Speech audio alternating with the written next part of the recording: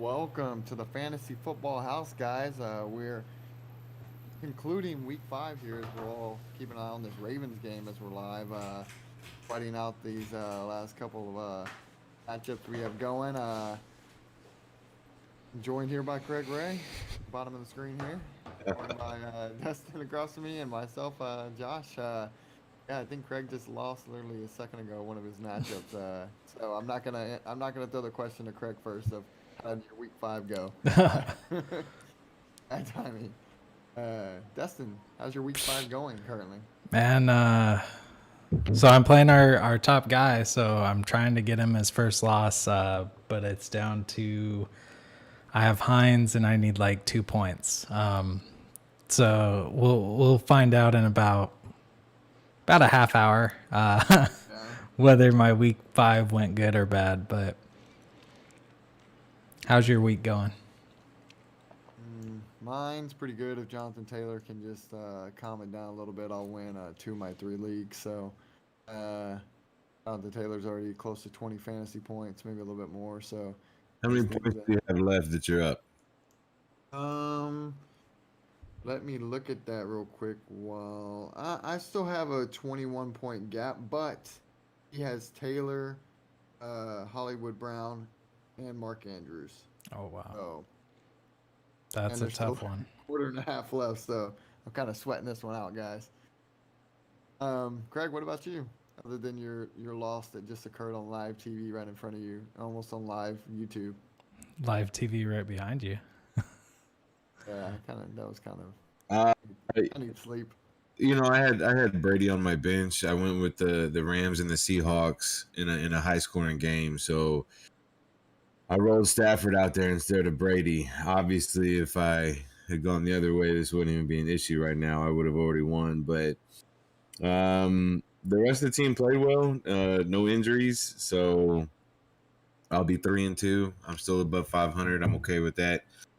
In some of my other leagues, I think I'm going to get 3 wins out of those 5. So I think I'll be at 500 and up in those 3. And then I just got my last 2 little stepchildren leagues, I guess, that if it's an Allen Robinson league that I got to figure out. And then the other one had Calvin Ridley that, if he plays, I probably, compete in that one. So without him, I got to make some trades. I in that league, for example, if I'm going to be below 500, but I have Devontae Booker and Darrell Williams on my bench, so I should be able to make some kind of moves this week and try to get better at wide receiver. Hopefully, Absolutely. Guys, hopefully one of y'all can host this and keep it going because if y'all see me like explode and start throwing stuff here pretty soon, it's because I lost my matchup. Jonathan Taylor just scored again. He This did. guy's an animal. He is now up to 26 fantasy points, and he's single-handedly trying to kill me tonight. Alrighty, well let's kick it off with some waiver wires for week 6, guys.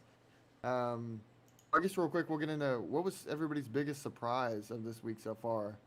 As Jonathan Taylor's really surprising me right now, but for you guys, is there one player that jumped out at y'all? Not for the waiver wire, but Just in general. I have Mike Williams, and he killed it this week. Yeah, no, So that was yeah, he nice. did. Well, and Devontae Adams, he went over 200 yards. That was insane. That was another one. Adam Thielen didn't show up. That was weird. Mine was Justin Herbert. I didn't see 5 touchdowns, man. He single-handedly buried me in a league I played against him. It was ugly. Um, yeah, I mean I know the dude's capable of putting up crazy games, of course, like putting up 4 touchdowns, but I didn't see 5 touchdowns coming in almost 50 fantasy points in our league. So someone I've been stung. trying to tell you. Well, we roll into this 6 waiver wire show, guys. We also Real we're gonna quick, where do we have Justin Herbert rest of the season? Where do we think he finishes? right now. I can easily finish top 5 in my book. Absolutely. Okay, so let's do a rundown of the top 5. Tom Brady. Still got to put Patrick Mahomes up there. Dak Prescott, Absolutely. Yeah. Uh, Josh Allen. Josh Herbert, Allen. Yeah. Yep. I'm So sure then, we're missing so somebody in there, but Kyler Murray. yeah. So Kyler Murray, Lamar Jackson, and Justin Herbert. Who gets the fifth spot? I don't think Lamar makes Justin, it, man. yeah. Yeah, Justin does because You think Lamar. Justin Herbert gets it over Kyler Murray? Oh yeah. No. Kyler's gonna end in the top 5. Somebody Ye- else has to come. Oh out of there. yeah. I guess we're saying ending. Okay, so we got Murray and you got Herbert basically just trying just right there at the sixth spot, which I would still love to have. I mean, if you're able to acquire him or if you have him, you're happy. But I Absolutely. just want to make there's a lot of hype right now about Herbert. I just wanted to see where we were all at on that. I'm all for it. You know, alumni of the Ducks, like it's good to see one of our players balling out. So I think if Jonathan Taylor doesn't get the 2-point conversion like he just fell to right now, I think they should take away 2 points. But we move on. Week 6 waiver wires, guys. What players are we eyeing before I start naming off some guys that y'all are looking out for that people should be would be the highest priority in y'all's book for this week? Daryl Williams. Daryl Williams, Devontae Devontae Booker. Booker, if you haven't picked him up yet. I'm in some deeper leagues where there's you can if it's a wide receiver premium, so I'm always looking for wide receivers. Kadarius Toney looks real good. Absolutely. I don't think Kenny Galladay finishes this season as the Giants' number 1. I just don't think it's going to happen.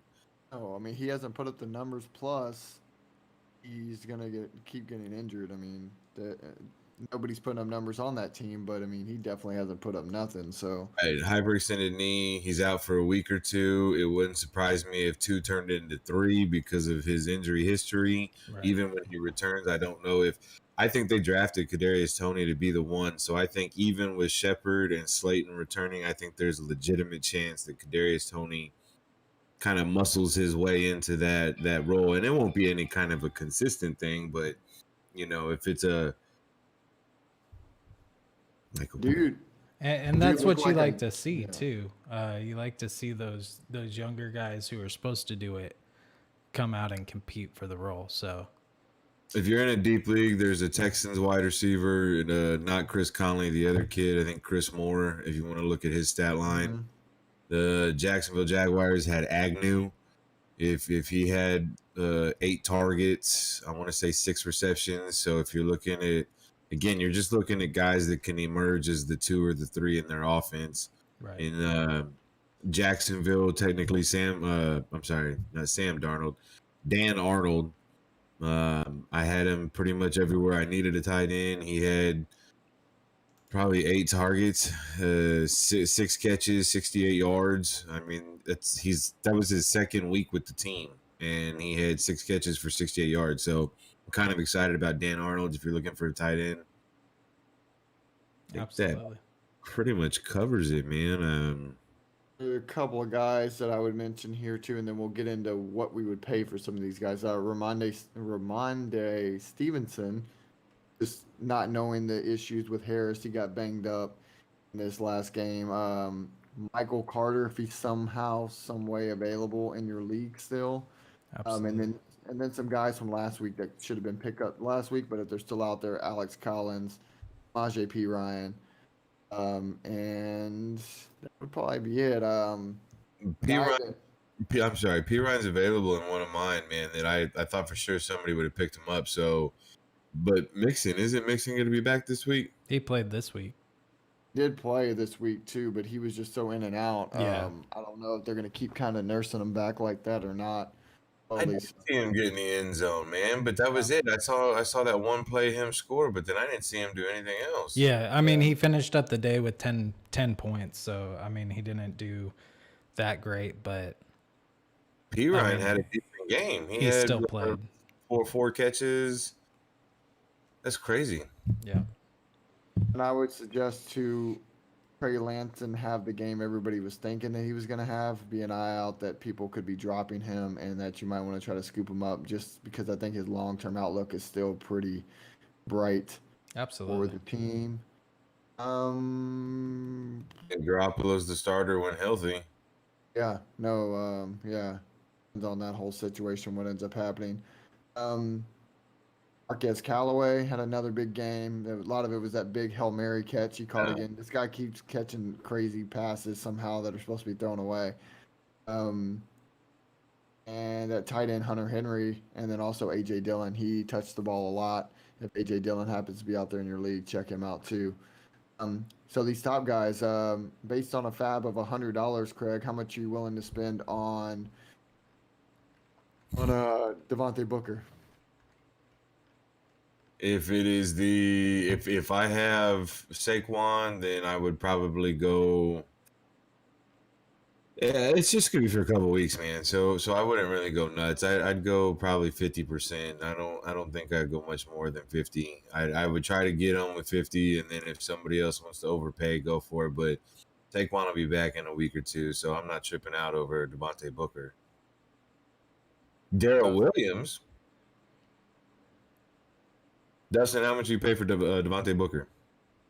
I mean, I have a rule, 10%. So I'd put $10 out there.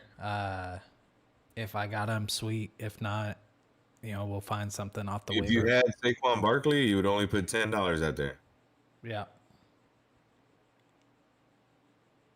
If I had Saquon, I would pay more money. So based off a $100 fab, I would probably pay like $25 to try to get him. I'd pay like 25% to try to get him at least 10%, 25%, and I went 50. I'll be broke. I mean, I'll be broke by week it's 12.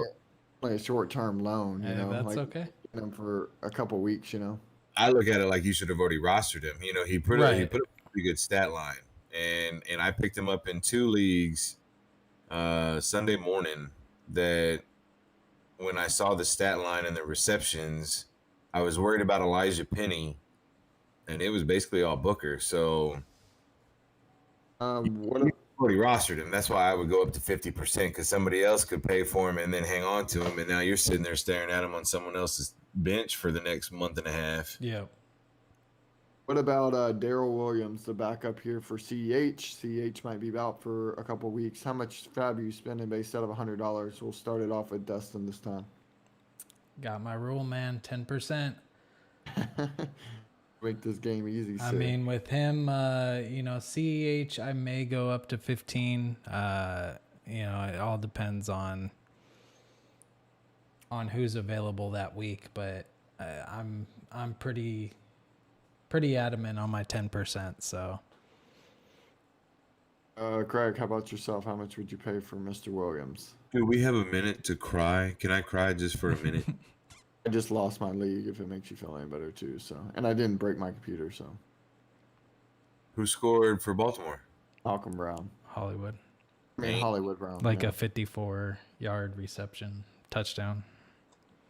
Did it right there. Dagger right through the heart. I'm still alive, guys. Okay, well, if it makes you feel better, man, I traded for CEH a couple weeks ago in a league. If I gave up a lot of equity, but I got Kareem Hunt, Devontae Smith, and CEH in the deal. So I had been trying to move some of those pieces around. In the meantime, I was trying to acquire Darrell Williams on someone else's bench. He was asking me at one point, he asked me for Devontae Smith.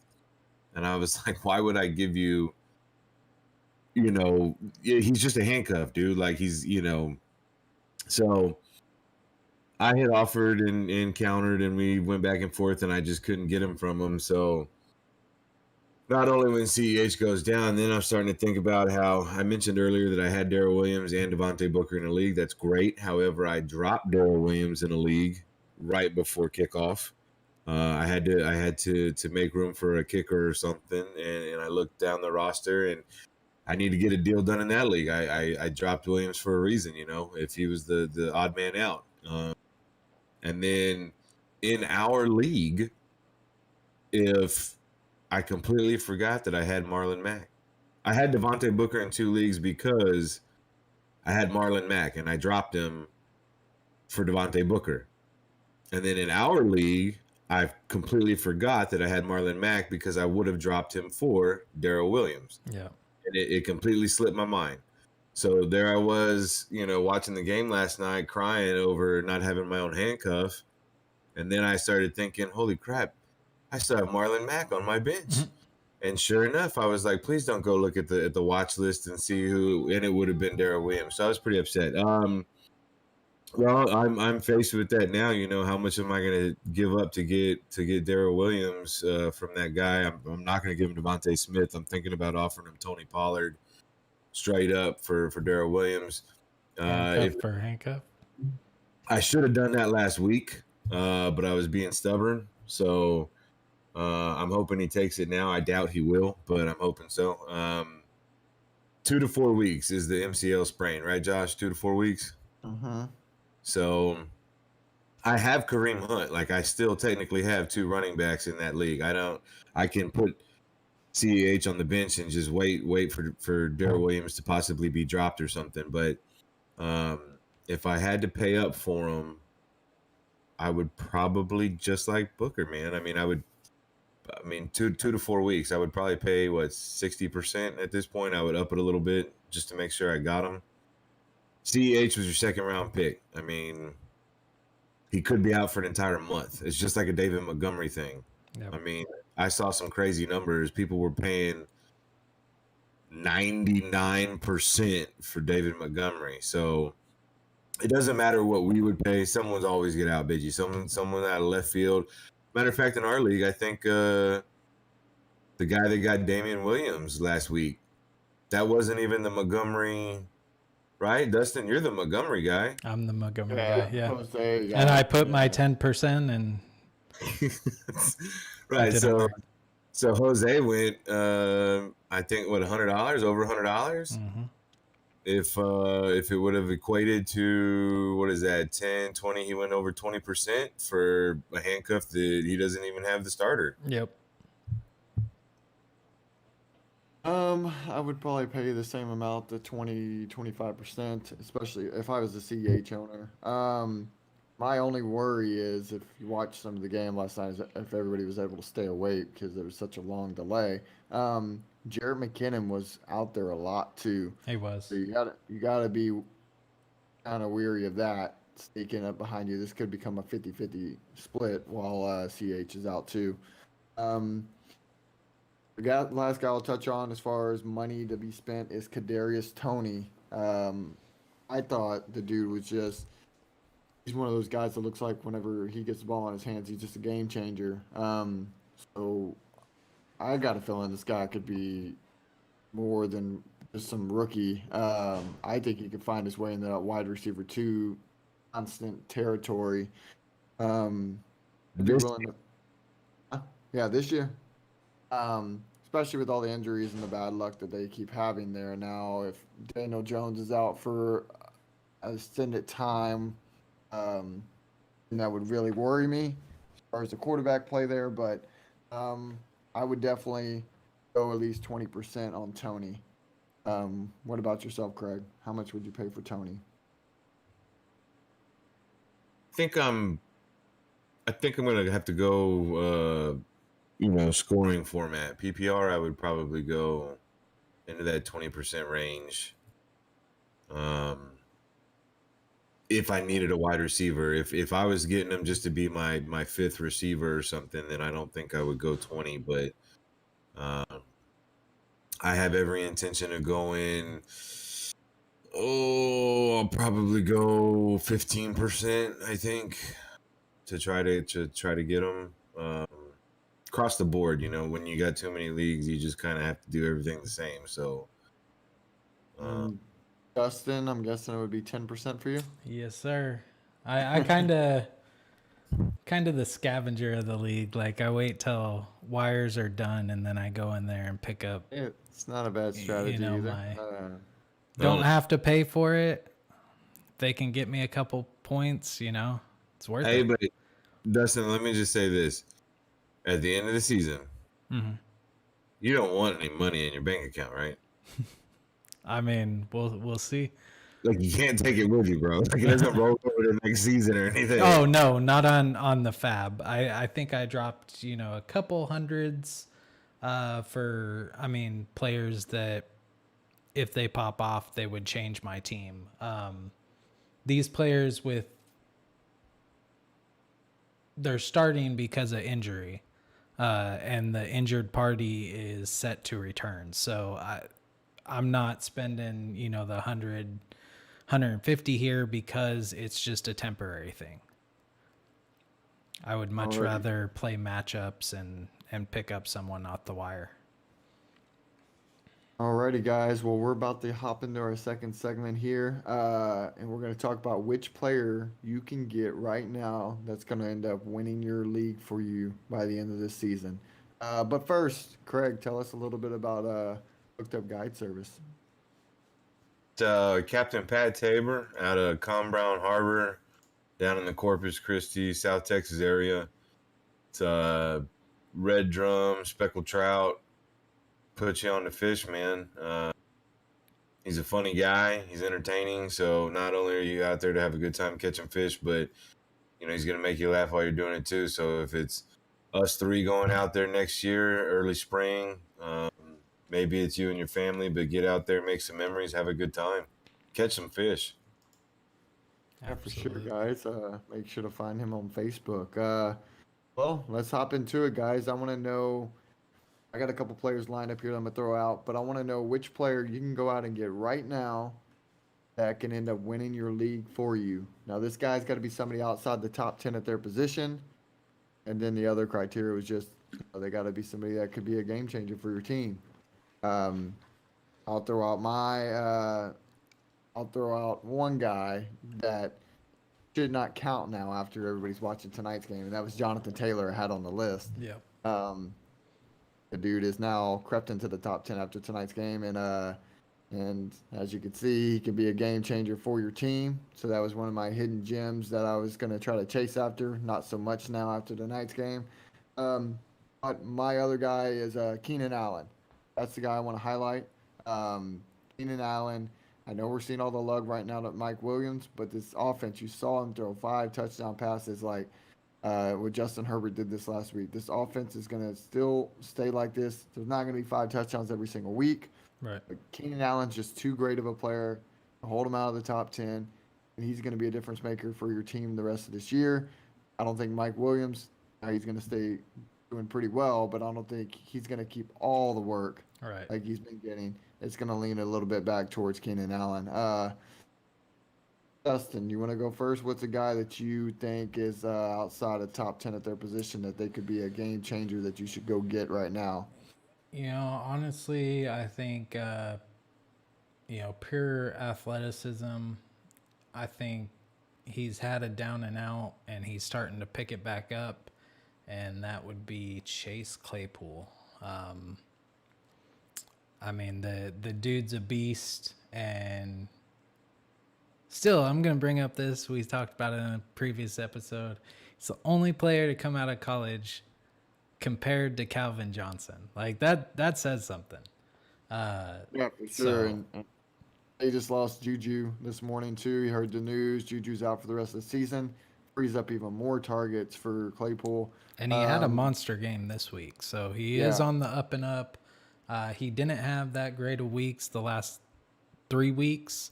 So it's a possibility you can go out there and trade for him. Exactly. That's what I was going to say. Craig, who's the guy you have in mind that could be a league winner that's outside the top 10 currently? Well, I like Claypool pick. That was a good one. He's on the list. I think Calvin Ridley. I think he's on the list. I'm gonna take a just a layup here, guys. I'm gonna go with Darrell Henderson. Oh, nice. Absolutely. Yeah, he's going to be outside the top 10, but he's basically right on the cusp. So if you think about that defense, you think about that offense, he gets a lot of the work when he's out there. So are there going to be games that he gets banged up? Yes. But if he misses a week or two, I think Sony's going to fill in admirably. And if you can get Darrell Henderson right now just on the cheap, I think he finishes inside the top 10 for sure. There was one last guy that just jumped in my mind too that just came back from injury this week and looked pretty decent, but he was on a snap count, and they're going to keep revving him back up, and that's AJ Brown.